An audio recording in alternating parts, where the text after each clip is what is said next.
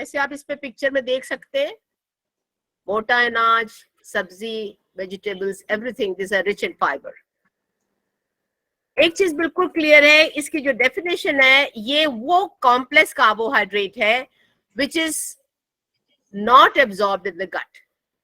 ये इसकी सबसे ज्यादा ब्यूटी है, it is not absorbed in the gut and इसकी कोई कैलोरीज नहीं है, पर इसका यूज बहुत सारी बीमारियों को बचाता है। कितना चाहिए? लेडीज को 25 ग्राम और जेंटलमैन को 30 to 35 grams. This is international. 25 gram ladies को जो कि 20 to 50 इयर्स है, और 21 grams for ladies who are more than 50, and gentleman को अराउंड 38 ग्राम्स चाहिए who are less than 50, and 30 grams चाहिए who are more than 50 years. So this will just tell you what is how much you take. इसमें ये slide के अंदर सारे आपके fibre आ गए, सारी हमारी खाने की चीज है जो भी नेचर ने बनाई है, जो भी नेचर ने फूड हमारे लिए बनाया है वो फाइबर रिच बनाया है। वो हमारे को बीमारियों से बचाता है, कॉन्स्टिपेशन से बचाता है। तो आप सब देखिए, ये सब आप खाते हैं, कोई एक्स्ट्रा लेने की जरूरत नहीं है। प्रॉब्लम ये हो गई है कि हम धीरे धीरे रिफाइंड में चले गए। हम जो पूरा अनाज, गेहूं का आटा था जिसके अंदर हम चोकर नहीं निकालते थे, वो आटा आज की तारीख में भी बिल्कुल ठीक है, पर जो हमने चोकर निकाली तो आपका पहले तो उसका रिफाइंड आटा हुआ, फिर उसको मैदा हो गया, फिर ये आपकी सूजी हुए। These are modern junk food, and so is the rice. जितना भी रिफाइंड राइस हो जाएगा वो मॉडर्न जंक फूड हो जाएगा। You can see here, same thing is here, which I have just now said here.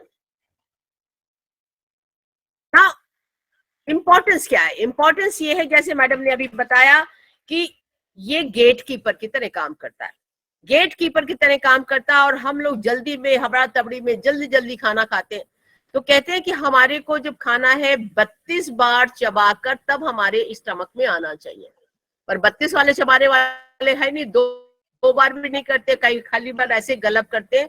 तो ये हमारे दांत की तरह काम करता है पेट और छोटी आंतों के बीच में, पेट और छोटी आंतों के बीच में।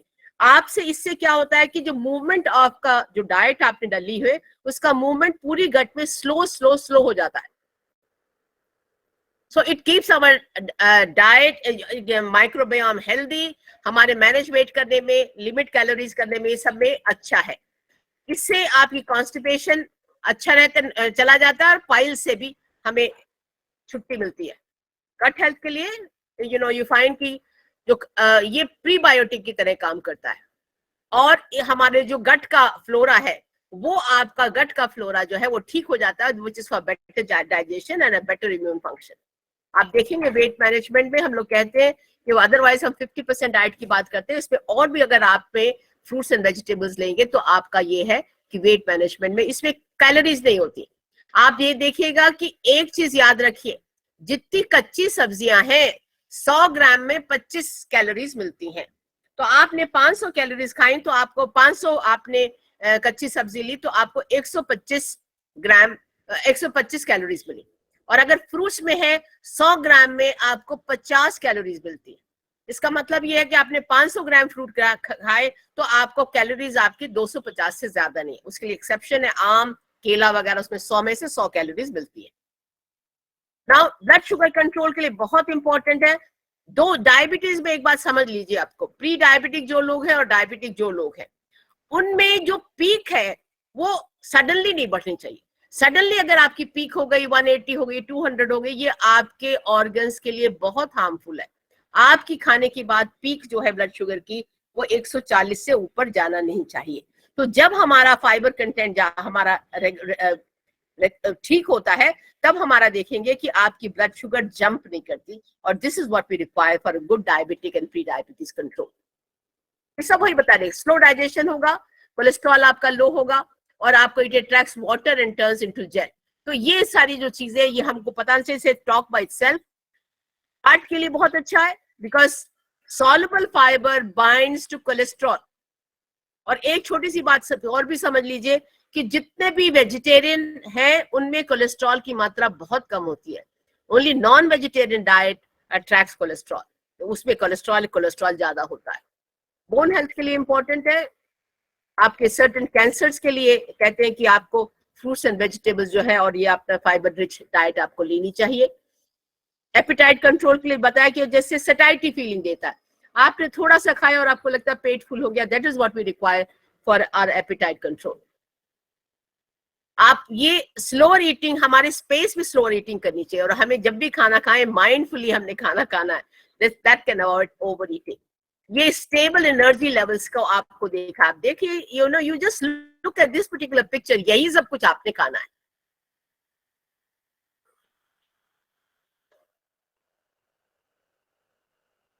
पानी हमको चाहिए, वो तो हमको बताया, ये है आपके हाई फाइबर। भूल जाइए एवोकाडो को, मटर लेते हैं सर्दियों में, फिर आपके ये सारी दालें हैं, रसबेरी, जो भी आपको फल मिल जाए वो आपके लिए अच्छा है। ब्रोकली एक्सपेंसिव है, गोभी भी उतना ही अच्छा, कोई खराबी की बात नहीं है। ओट्स बहुत अच्छी चीज है फाइबर के लिए।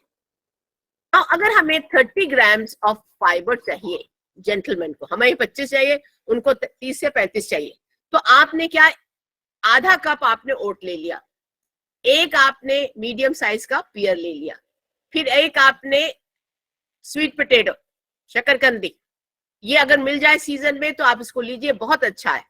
ब्रोकली, कैरेट्स हो गई आपके, थोड़ी सी दाल हो गई आधा कप, ये सब मिलाएंगे तो आप देखिए ये सब चीजें आपको इंक्लूड करेंगे अपनी डाइट में डेली, और तब आपको 30 ग्राम प्रोटीन, 30 ग्राम फाइबर मिल जाएगा, विच is not difficult at all. खाली हमें ध्यान रखना पड़ेगा कि क्या करना है। ब्रांड की बात करिए, हम जो चोकर निकाल देते हैं, ये चोकर नहीं निकालना चाहिए। I touched 70 and I decided I'm going to reduce 5 kg of weight, and I went to a dietitian and paid 2,500 rupees for my first consultation. And what she gave to me, brand, आधी कटोरी उसने मुझे चोकर दिया, और उसने मेरे को सैलेड काट कर दी, जिसके अंदर आधा तो खीरा होगा और एक टमाटर था, उसमें नींबू लगा हुआ था। उसने कहा मैडम, और एक गिलास पानी उसने दिया, उसने कहा मैडम जब तक मैं बिजी हूँ आप इसको खा लीजिए। इनफैक्ट जब मैंने उसको उस चोकर को छोटी कटोरी में उसने दिया था, उसको मैंने खा लिया, तो उसने कहा this is what is the total thing I want to tell you, कि आपने अगर ये चोकर लिया है, अगर आप सुबह इसको इतना चोकर ले लीजिए और उसके बाद पानी पीते रहिए, तो मैडम आपको सारे दिन कुछ खाने की जरूरत नहीं पड़ेगी। जितना आप पानी पीते रहोगे सारे दिन में, आपको सटाइटी फीलिंग होगी। So this is what the importance of this चोकर, जो कि हम लोग निकाल कर फेंक देते हैं रिफाइंड फूड में। ये सब होल ग्रेन्स की अभी बात, सारी होल ग्रेन्स की ही बात हुई है, ये दालों की बात हुई है। हमारे को चेंज करना चाहिए बस बार बार, एंड बदल कर इसको हमें लेना चाहिए, दालें और लेग्यूम्स। वेजिटेबल्स की मैंने बताया था, 50% of your food should be raw vegetables and your fruits. California में अगर आप जाइए तो आपके सी साइड के अंदर जहां पर भी आपको होटल्स मिलेंगे, वहां पर आप जाएंगे तो आपको एक बड़ी सी ट्रे में कच्ची सब्जी ला के रख देते हैं, और उसमें बनाई हुई थोड़ी सी टोमेटो सॉस जो उनकी अपनी ओरिजिनली बनी होती है वो होती है, तो इस तरह से वो लोग देते हैं, और लोग भूखे होते हैं तो उसमें उसी सब कच्ची सब्जियों में टूट पड़ते हैं। उन्होंने बताया कि ये कच्ची सब्जियां एक फिल्म की तरह से आपकी गट में लेयर बनाती है, जो जिससे कि आपका rapid rise of blood sugar levels नहीं होता। तो थोड़ा बहुत आपने सैलेड जरूर लेनी है कोई भी मील के साथ, अरे वो आपका प्रोटेक्टिव है। फ्रूट्स की बात वही है, सीड्स की बात मैडम ने अभी बताया है कि ये सीड्स जो है बहुत इंपॉर्टेंट है, और इसको आपको एक्सपेंसिव नहीं है, ये दे आर नॉट एक्सपेंसिव। अगर आपने इसको पंसारी की दुकान से लेंगे तो ये एक्सपेंसिव नहीं है। चिया सीड्स जो है बहुत ही अच्छे हैं, उसको 2 घंटे भिगो के रखना पड़ेगा और आपने उसको यूज करें, बहुत अच्छा रहता है आपको। दैट्स इसबगुल, बड़े लोग अभी भी इसबगुल लेते हैं। आपने जो भी रोटी बनाए, होल व्हीट की रोटी बनाए, या फिर आप उसको चेंज करें। ये मेथी भी बहुत इंपॉर्टेंट है, ये मैडम ने अभी बताया अमरंथ का, सब वही चीजें हैं, मतलब सेम फ्रूट्स वगैरह जो आप देखते हैं आप खा रहे हैं, this is what it is. आपने जो नेचर में आपके पास पड़ा हुआ है,